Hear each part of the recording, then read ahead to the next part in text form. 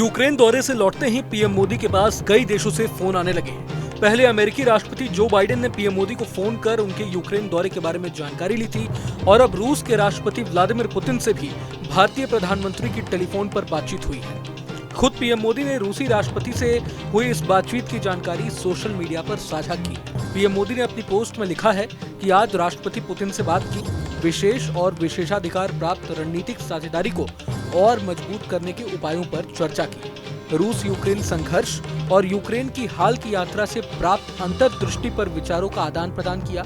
संघर्ष के शीघ्र, स्थायी और शांतिपूर्ण समाधान का समर्थन करने के लिए भारत की दृढ़ प्रतिबद्धता दोहराई।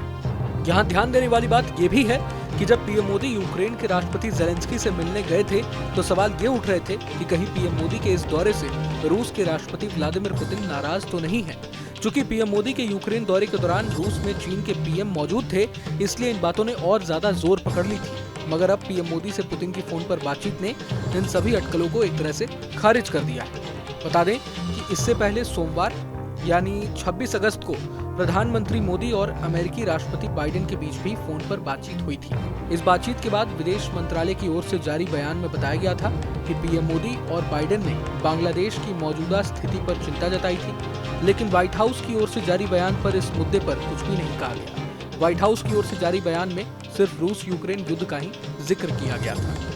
गौरतलब है कि 23 अगस्त के पीएम मोदी के यूक्रेन दौरे को कई मायनों में डिप्लोमेटिक बैलेंसिंग एक्ट के तौर पर देखा गया था, क्योंकि पिछले महीने ही रूस जाकर राष्ट्रपति पुतिन से मिलने के बाद उनके कदम की वैश्विक स्तर पर खासी आलोचना हुई थी और पश्चिमी देशों को ये रास नहीं आया था। इस दौरान पीएम मोदी ने यूक्रेन के राष्ट्रपति ज़ेलेंस्की से कहा था कि यूक्रेन और रूस को साथ बैठकर इस युद्ध को खत्म करना चाहिए और इस शांति बहाली की प्रक्रिया में भारत सक्रिय भूमिका निभाने के लिए तैयार है। बता दें कि रूस और यूक्रेन के बीच करीब 2.5 साल से युद्ध जारी है। अभी तक इस मामले का कोई भी समाधान नहीं निकला है।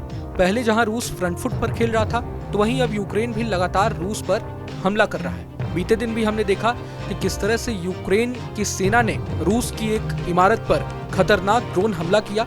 यही नहीं, रूस की सीमा के अंदर भी यूक्रेनी सेना 1000 किलोमीटर तक घुस चुकी है और रूस के कुर्स्क शहर और बेलगोरोद शहर पर यूक्रेनी सेना का इस वक्त कब्जा भी है, जिसके चलते पुतिन कहीं ना कहीं बैकफुट पर आ चुके हैं। बहरहाल इस वीडियो पर आप क्या सोचते हैं हमें कमेंट बॉक्स में जरूर बताएं। अगर आपको ये वीडियो पसंद आए तो लाइक करें और चैनल को सब्सक्राइब करें। वहीं तमाम बड़ी खबरों के लिए देखते रहें न्यूज नेशन। न्यूज नेशन अब व्हाट्सएप पर खबरों के ताजा अपडेट के लिए न्यूज नेशन के इस QR कोड को स्कैन करें।